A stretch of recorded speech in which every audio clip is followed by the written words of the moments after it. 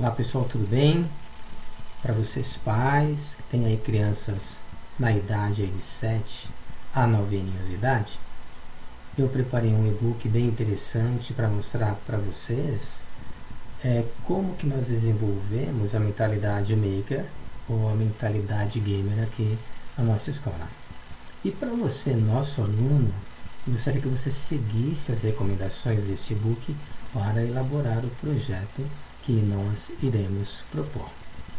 Então vamos aqui às páginas as quais possuem as primeiras informações sobre o primeiro projeto. E antes disso, a primeira informação.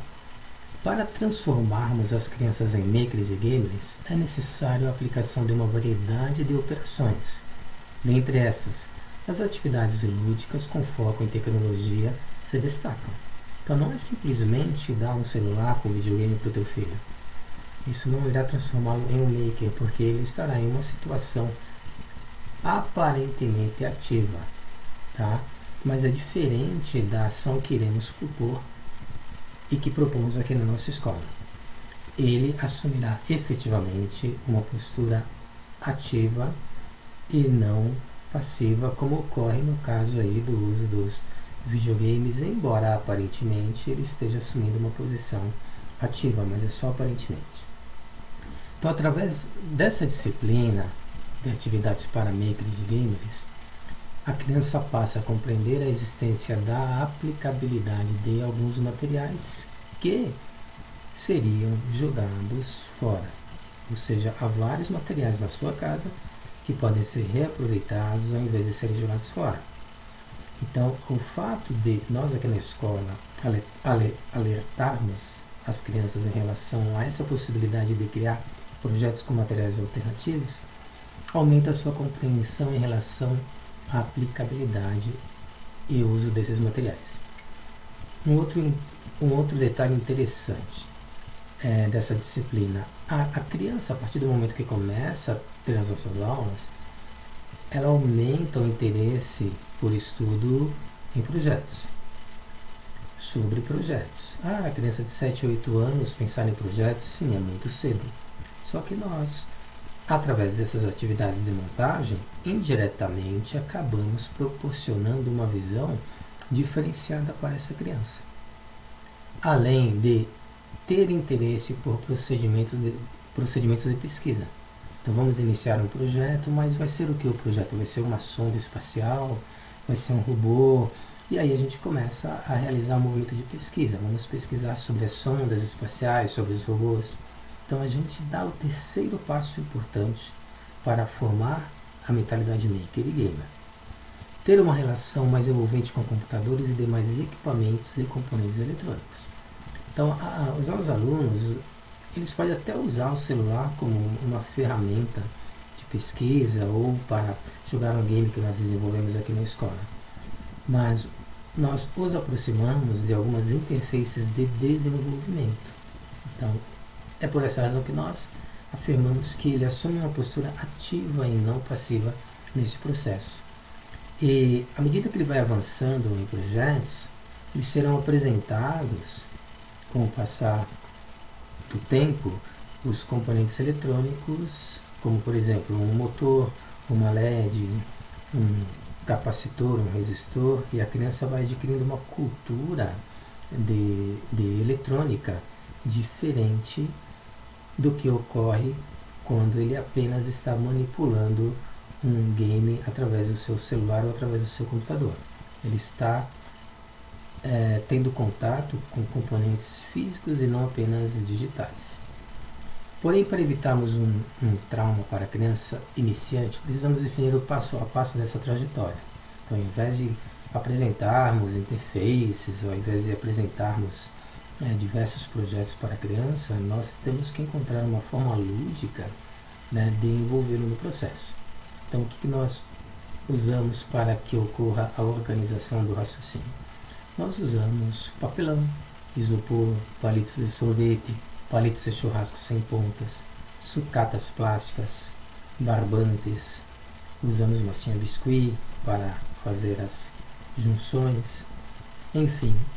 Se o projeto for um projeto como esse aqui, de um carrinho Fórmula 1 que nós desenvolvemos em 3D, a criança não será conduzida ao desenvolvimento de um projeto 3D, porque ela ainda não tem habilidade com o uso da interface, ela vai ser treinada para isso.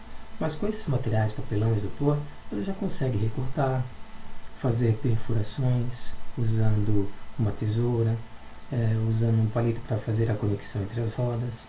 Então ela começa a desenvolver o seu projeto preliminar. Tá? Então a modelagem 3D vai ser um processo muito mais à frente, embora ele já comece a ser treinado aos 8 aninhos de idade. Com esses materiais, o professor deve definir qual tipo de projeto poderá ser aplicado, e no nosso caso aqui vai ser projeto Fórmula 1. Então aqui nós temos a descrição das tarefas. Para esse projeto, selecione os materiais indicados na página anterior. Forneça às crianças as ferramentas para que possam recortar, colar ou fixar os materiais para a concepção do mesmo. E acompanhe tanto a evolução como o resultado final. Então você dá o material, sai de cena e observa a execução das tarefas, como que eles usam as ferramentas, como que eles se organizam. Recomendamos o uso de grampeadores ou de cola quente para a fixação dos mesmos e sugerimos a construção de moldes geométricos para facilitar a montagem do projeto Fórmula 1. Então a primeira informação é que eles pensem geometricamente a respeito do projeto. Então ele poderá montar o projeto Fórmula 1 com objetos circulares, elipses, retângulos, quadrados, e aí a gente entra com a geometria sendo, portanto, uma alternativa bem interessante para facilitar a montagem do projeto do aluno, dar ênfase às questões geométricas. 2 horas será o tempo adequado para que faça com tranquilidade o projeto e se envolva com os resultados que foram obtendo nesse trabalho de organização e montagem. Tá? Então, nós trabalhamos sempre com 2 horas. Cansou, parou um pouquinho, vai brincar de game durante 10 minutinhos e aí volta para a execução do projeto. Então, nem sempre você vai conseguir manter uma criança todo o tempo ali envolvida, porque ela ainda não tem, em função da idade, foco. Tá? Então você dá 20 minutos de atividade, 10 minutos de game, volta 20 minutos de atividade e assim sucessivamente, para um lanche e depois volta para o projeto. Tá? Aí você verifica nesse período de 2 horas quanto que ela desenvolveu. A tendência é que ela fique mais rápida a cada semana à medida que os projetos forem sendo apresentados. E um outro detalhe interessante, montado o projeto, aí você dá uma atividade de relaxamento, como por exemplo desenhar. Você fez o projeto Fórmula 1, agora você vai desenhar um carro de Fórmula 1. E aí, como a criança já tem a ideia da concepção do projeto, o desenho dela tende a ser melhor apresentado. Porque as crianças da cidade 7 aninhos, elas ainda fazem o desenho em palito. Né? Como ela fez um projeto físico, com papelão, com isopor, quando você solicitar a ela que desenhe, ela vai ter uma percepção bem mais interessante a respeito do que ela vai desenvolver, ou do que ela vai desenhar. Dessa maneira, iniciaremos os primeiros movimentos para o aprimoramento de um desenho mais técnico para a criança, onde novas sinapses cerebrais serão criadas para a elaboração e finalização da atividade. E, enfim, nós vamos falar sobre os benefícios de desenvolvermos projetos com as crianças. Primeiramente, melhora a noção e percepção da proporcionalidade. A criança começa a desenvolver projeto, uma roda ficou maior do que a outra, né? Ou então o chassi do automóvel ficou desproporcional em relação aos eixos. Então ela começa a ter uma noção de proporcionalidade e vai aperfeiçoando essa visão. Aperfeiçoar a visão simétrica para o desenvolvimento de projetos. Nós, humanos, somos resultado de um processo simétrico. Este lado direito é igual ao lado esquerdo. E nos projetos a mesma coisa. Você vai fazer um drone, o drone, se você dividir ao meio, as partes são exatamente iguais. Então a criança começa a ter noção dessa questão da simetria na elaboração dos projetos. Compreender a relação peso e equilíbrio. Por que isso? Durante as nossas aulas, eventualmente ocorre de uma criança querer desenvolver um robô, né? Ele faz a perninha, tudo direitinho. Quando chega na cabeça, ele usa um material muito pesado e esse robô acaba caindo. Então ele acaba tendo uma compreensão melhor à medida que ele for desenvolvendo os projetos dessa relação peso e equilíbrio, peso e equilíbrio. Em robótica, a gente sempre trabalha com materiais muito leves, exatamente para evitar esse problema. Melhora a visão de amplitude para o espaço a ser trabalhado. Então a criança ela tem uma área de trabalho onde ela vai desenvolver o seu projeto.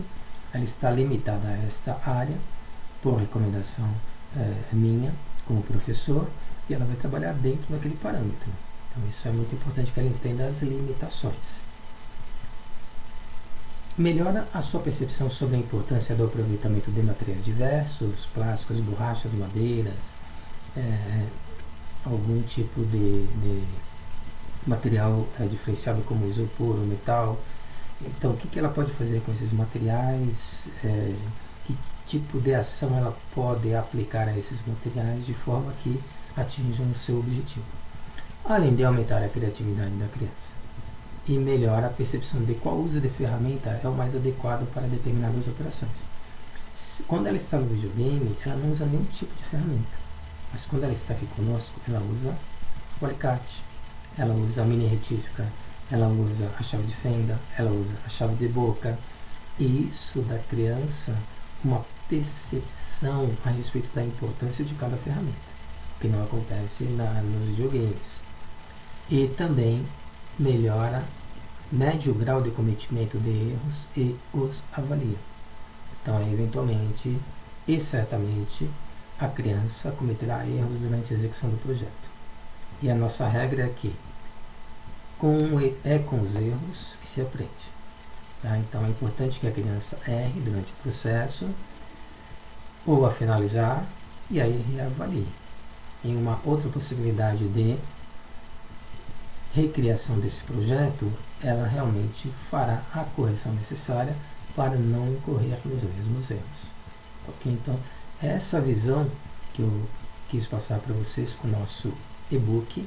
Espero que vocês tenham gostado dessa apresentação e vamos trabalhar cada vez mais para que as crianças realmente, através dessas atividades makers e gamers, possam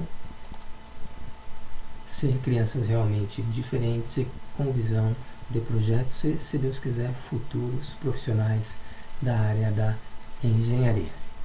Muito obrigado pela atenção de vocês.